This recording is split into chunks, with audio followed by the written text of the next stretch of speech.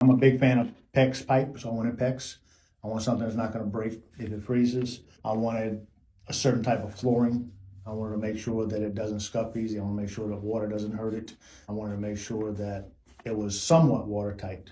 Everything isn't watertight, but somewhat, so it's going to hold up and I don't have to replace it between tenants. As far as light fixtures go, I want can lights and everything. So I'm going to run lights, what we got in the ceiling right here. We use it in all of our builds. It's clean, crisp. I own the lights. If a light goes out in their apartment, I'm going to fix it for free. I'm going to go fix it. It's not somebody else having to deal with that stuff. We do it in-house. And we do that on everything that we rent. I use these lights in everything I do. All my new construction has them, everything. I'm not a big fan of ceiling fans, which does affect some people. Some people love to sleep with a ceiling fan.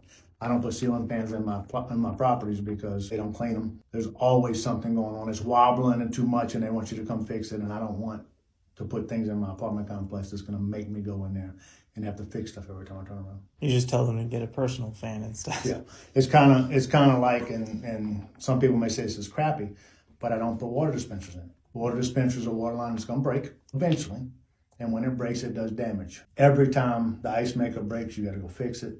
Every time it's just a service call that you're waiting. So that really puts a ton of construction costs on you, not construction costs, but maintenance fees on you throughout the period of a year. Right, it's probably at least 35% of your maintenance all fees. the time.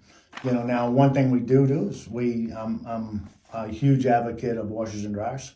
I want them to have washers and dryers in their apartments. I don't want to do a laundry facility. Some people like a laundry facility because it requires them to go down and feed the washing machines, and it's an income stream. Mm-hmm.